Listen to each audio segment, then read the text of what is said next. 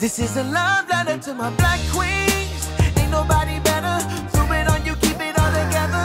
Literally fly in any weather. This is a love letter to my black queens. Keep your head to the sky. Won't problem when you stand by my side. Together gravity we defy. This is a love letter to you. To let you know. Oh yeah. Y'all already know who it is. Y'all already know what it is.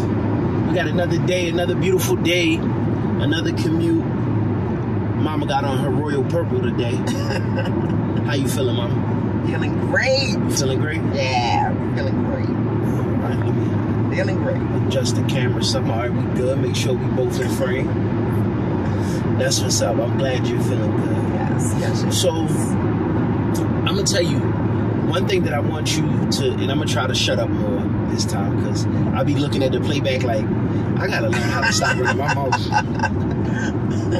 No, but, so a common theme now more than ever is trauma, right? And everybody is talking about trauma and dealing with trauma, and then you have so much information is being disseminated at a faster rate than it has ever been. And so now people are privy to much more information. So you hear more psychology terms being used in everyday vernacular from people. And so traumas, triggers, things like that are coming up. People are more aware of these types of concepts. So because that's a common narrative, I want to talk to you about trauma. I want to talk to you about trauma. So the first question that I guess to kind of open up, and it's always difficult to get the conversation started, but how have you been able to deal with the traumas of your life? If at all. Because just being vulnerable and just being real. Yeah. That's an excellent question, because for my young life, all these young years on this planet, I've had a lot of trauma. Yeah. And I think the reason I was able to, what I call, flow through my trauma is because I accepted it. Like, I didn't fight against it. Like, we usually, when we've been injured or traumatized, it becomes a sad, huge issue to us because it's bad, it's real, and you feel the pain of it. But in my case, as I think about several of the traumas that I've gone through, literally, I asked myself this, and I've concluded that it's the way that I was made, and so I'm not going to make excuses for it. I don't even like how I traveled through some traumas, but that was my way. So the way that I handle it was to deal with it, confront whatever it was, and if it was something that actually became my truth, you know, it was real, then I accepted it as real and understood that pain doesn't last always. Now, did I flip out? I was a crier, and I'm a crier. So I always cried my way through, and I felt like the crying always released the compression of the trauma, and it opened me up, gave me more room to deal with the next thing. So, for sure. Going to the point that you was making about, you say you realized that it was you. I don't want to mischaracterize what you said. That was my trauma. Yeah. And that it was real. Like, whatever it didn't mean that I caused it. It didn't mean that I was at fault, because the reality to a lot of what I experienced, it was external. It came at me. And in all honesty, that's why I say, even if I didn't like it or agreed with how I went through it, I accepted it, because I really believe that I shouldn't have been going through that. I didn't deserve those things, and I shouldn't have been going through those things. Gotcha. But the truth was, I was going through them. Yeah. And the reason why I ask is because I think one challenge that people have is they begin to wrap their identity in their trauma. So I wanted to make sure that we distinguish that that's not what you were saying. Exactly. Because for a lot of my peers, I recognize that, you know, I share this quote with people all the time. It says there's no measure of good health to be well adjusted to a profoundly sick society. And I've been reading this book by Dr. Gabor Mate, or I read a book by Dr. Gabor Mate called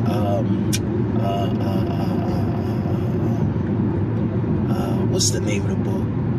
I was ready to say In the Realm of Hungry Ghosts, but that's not the book I'm referring to. That's one of his books.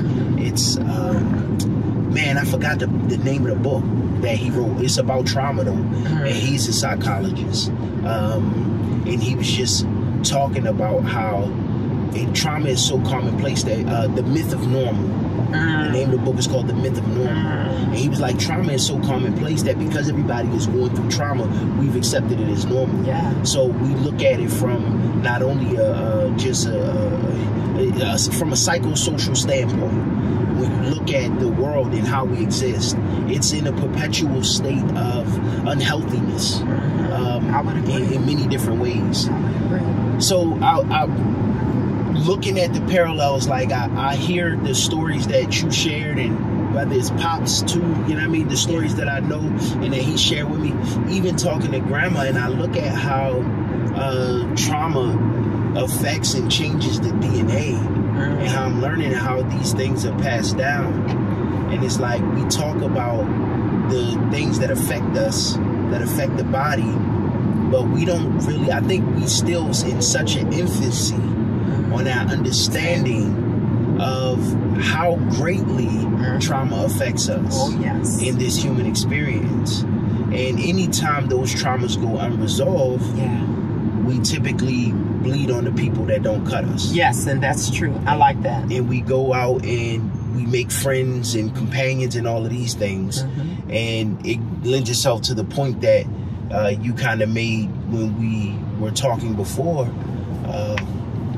where you was just kind of saying or referring to that two people being unhealed, trying to heal each other through a relationship.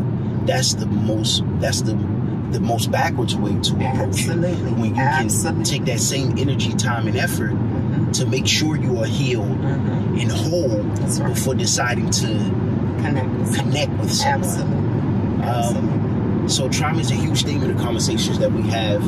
Now that you see, whether it's in the social media landscape, whether it's the conversations that you're having with your friends, because the more and more information becomes available and people have access to it, the more and more people. And it's a slippery slope because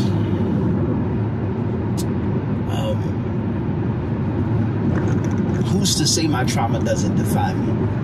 You know, and that's me playing devil's advocate. Who's to say, like, this thing that happened to me, like, how do I get it? It was very real. I went through it. I feel it, and it changed me. So what's wrong with being defined by that? Because usually the trauma itself is negative. Why would you want to be defined by negativity? That would be my main concern about saying that the trauma itself is okay to define me. You should never want to be defined by negativity, because we are created beings, very powerful, very unique beings. So I couldn't imagine thinking, that's why all that I've gone through, I could not imagine allowing that to become who I am when I recognize that I have been made so uniquely. I mean, every day as I look at things that's happening in life, things that's happening to me or around me, and I realize, oh my God, I'm serious. I thank God for how He made me, because I could be that way. I could be that craziness.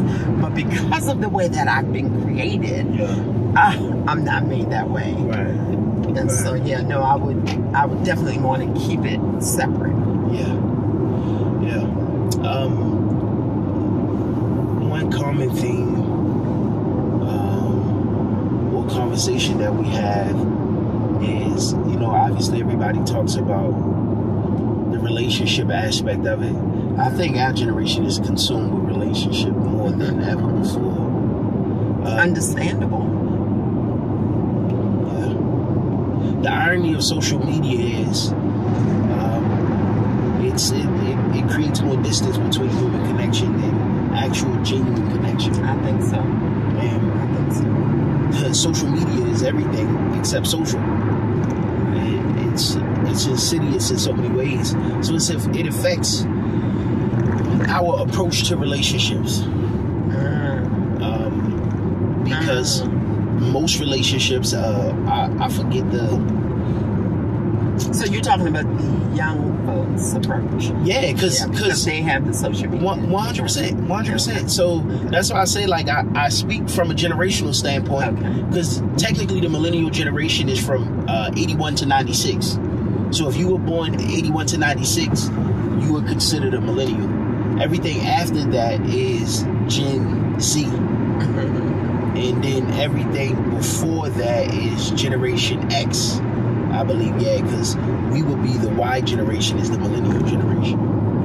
So when you look at the change, even from you, and I think you're right on the cusp of baby boomer, right? So even when you look at the transition from your generation to the generations that came after, as technology begin to grow and social norms change, excuse me, you see a difference in how people interact with one another. I was talking with one of my coworkers, and he's an older gentleman, and he's single, and he talks about how difficult it is to be his age and single. Because he like I go out, I have every metric, I check off every box that you can check off in terms of what to look for in somebody, but he was like, I refuse to go on a date now. Like, I want to go to a bar or a restaurant, see a lady that I like, and approach her and talk to her. And I'm like, I feel you, I understand, but they've gone to those times. Like, you've relegated your entire dating pool to the chance of you meeting them in passing, and while also being a self-proclaimed antisocial. But he's socially antisocial. Like, he's a functioning antisocial. Okay, that's better. And so he don't mind going out and talking to people. Like, he'll actually approach a woman and talk to her and things like that. Right. And I try to explain to him the differences in the generation. But now what the data is showing for our generation is how much the relationships between one another is impacting. And bringing it full circle, the reason why I wanted to talk about trauma is because we have so many resources to identify these quote-unquote traumas, but very little resources to actually deal with them, resolve them, and not let them permeate every aspect of our lives, including our relationships. And now you have generations talking about how it affects you, this concept of epigenetics, that trauma is passed down through the gene pool. Now you have the trauma that my dad experienced from his mother, passed down to me, passed down to, and it's like, if we're not doing anything to create resolution, right, what chance do we really stand to create the harmony that we need as that's really my concern. Too much of identifying, seeing, pointing to the problem, but not the solution. And we have to reverse it. We have to, if there's any hope, we have to begin to talk about, demonstrate the solution, because there are solutions. Right. There are ways to heal the traumas, but But the first step is to recognize it. So it's good that there's this great awakening to the reality of not only that trauma exists, but how it passes on and the real effect that it have from one generation to the other. But the solution is going to be the thing that set us free. And unfortunately, because we have not discovered or talked about, we've discovered there are ways to deal with it. But because we're only identifying it while in relationships, or it's like let the the horse cart before the horse. Put the cart before the horse. Absolutely. Is really the reason that we have the issues in relationships and in our society. Thinking back to what you would perceive as the darkest time in your life, right? What advice would you give to someone, young or old, no matter the age, that is, dealing with trauma and unresolved issues, and they're in a dark time in their life? What advice would you give to them? My first advice would be for them to talk about it, because the biggest problem I've found in trauma, and even that darkest part of my life, is not, or at least feeling like feeling like you don't have anyone to talk to about it. And so what do? You internalize it, which is one of the biggest problems, because when you begin to internalize that trauma, that's when it becomes a part of you. You're making it a part of you. So I would say to understand first and foremost that trauma is just that. It's trauma. It's something that happens. And so don't make it a part of you. Keep it separate from you, even though you feel the pain and the anguish. Keep it separate so that you can then deal with it in a proper way. When we internalize it, we make it all about us. And so that's another thing that I would say. Recognize that what you're going through is not necessarily for you. I look at my life now, and I realized, because I knew everything that I went through, and I guess, for lack of a better word, you could say egotistical, but I don't believe that I deserve anything that I went through. And I don't believe that there was a reason for me to have to be the one to go through it. You know what I mean? Like, I don't feel like I was doing anything in my life that warranted those things.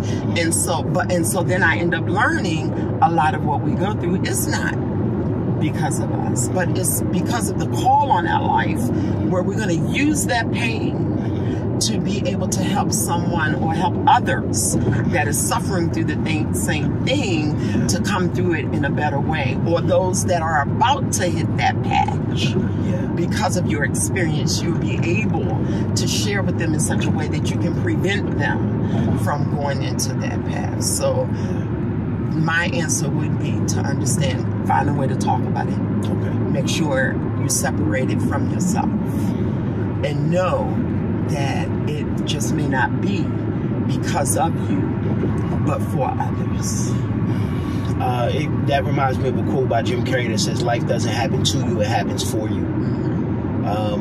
And so even when I deal with the things that I deal with, I always try to take a proactive mentality. I think too often in the human experience, we're reactionary. So life happens to us, then we react. Right?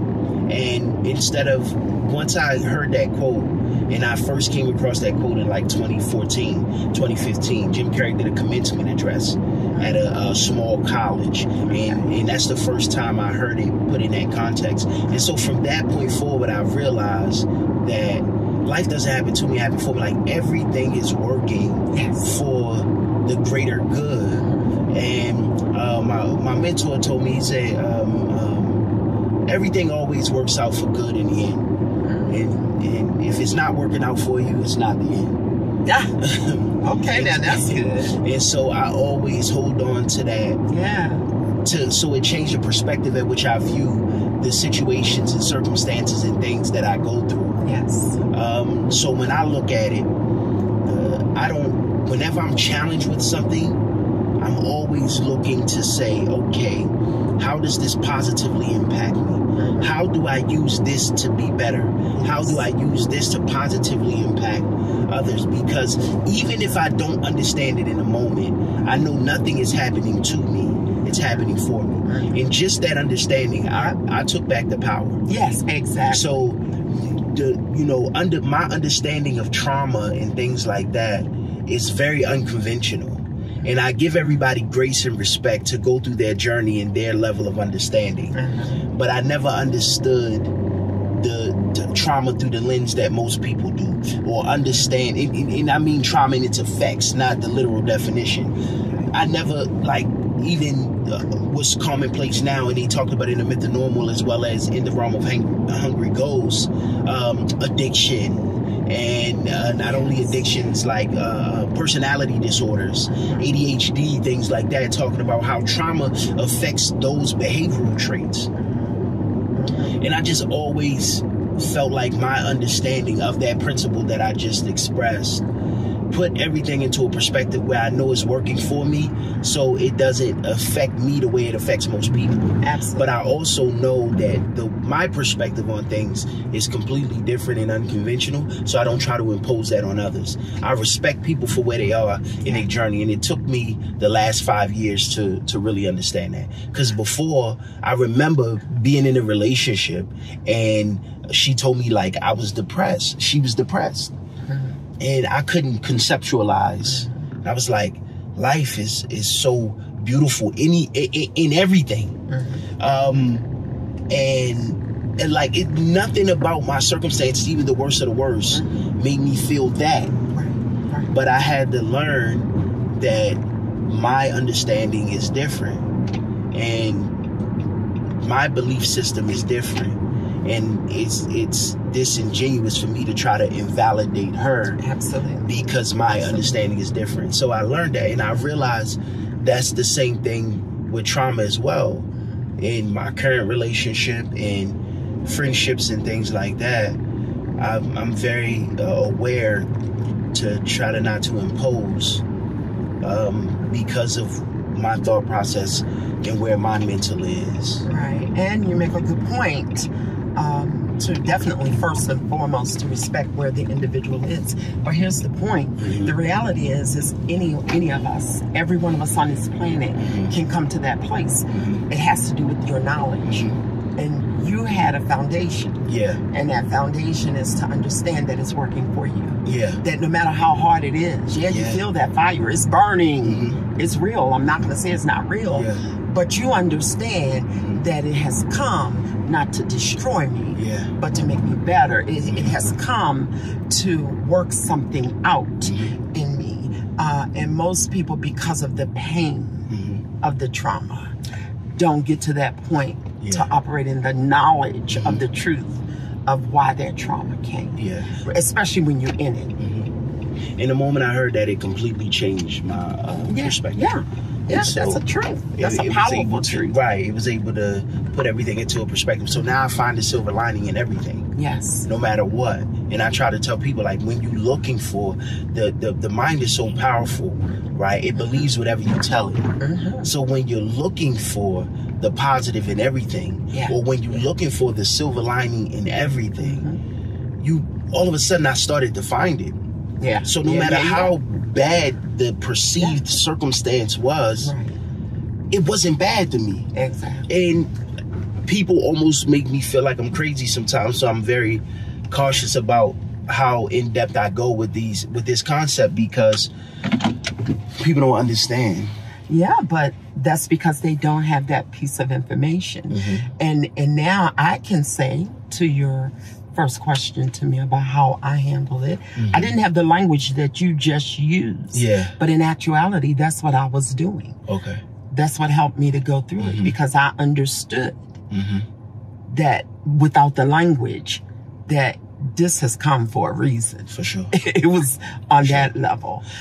So if we could begin to even help people to come to that, because the fire is real, but we hold the power to change it. And I'll say this, because it reminds me, and I've shared this with you before, of how me and my pastor in Maryland would be talking, and how I was on the phone talking to him. I was crying out to him one day, and I was at work, but you know, like in my office, and I'm crying out to him because something happened, and it was me and my Mark. But I don't remember what the details was. But I was boo-hooing my tail off to him. I was like on it because it was hurting. It was real. And because I was at work, someone came into my office. They needed my attention. And instantly, now I'm on the phone with Pastor Boyer, so the phone line is open. And when they came into my room, my office, instantly, in a split second, I shifted from all that emotion that I was sharing with Pastor Boyer to a whole nother me that was composed, able to deal with the situation that they needed my attention with, able to help them. I didn't miss a beat. And when they left my office and I went back to his call, he said, now, you see how you just did that? And that thing, you know, that was years ago, but it always stuck with me. And I don't even believe to this day that I have the full revelation of what was shared, what was demonstrated at that point, because I keep hearing in the spirit that, look, that is a perfect demonstration of the power we hold. The pain I was feeling was real. The situation I was experiencing was real. And I was reacting to that situation. But yet, in a split second, you compartmentalized. I was able to shift. If I could do that then, that was a and we can do it at any time. So I've even been asking myself, because again, I feel like the full revelation of that have not come full term with me. Because I'm like, if I could do that, then that means no matter the trauma, I can determine how that trauma affects me. And if I'm not strong enough at the moment to control how it affects me, I definitely can exercise my power as to how long I allow that trauma to affect me. So I think that's something to be studied, because that was a real situation. It's just a testament to the mind. The mind is powerful. It truly believes whatever you tell it, and it has the power to immediate thoughts become things. It can immediately change your circumstance. And everything that we see started with a thought. Everything that we speak started with a thought. The mind is powerful. It definitely and so as we wrap up this conversation, I'm going to talk more about mind and body. And how psychology view it, because I'm learning that sometimes they're one and the same, and then they're compartmentalized. And the reason why people deal with depression the way they do is because there's an imbalance. There's a chemical imbalance. So from their worldview, the chemical imbalance doesn't allow them to see. So it's actually something blocking them from processing the worldview how I just expressed. That's another reason why in learning that I knew I had to have more grace and understanding, because some people can't, no matter how much you try to point out the silver lining, some people just can't, and they just always have a certain outlook. But as always, a great conversation. Yes, I enjoyed it as always. Love you, Ma. Love you too, babe. Ooh, baby girl, you're melanin popping, I see you glistening. This here is a song for you, I hope you're listening. All over the world, you're similar, yet you're different. Your spirit's loaded, I'm uplifted. And if you ever down, just look around. You give us this life we living in. Baby, you're God in every sense of it. My sentiment, hopefully, is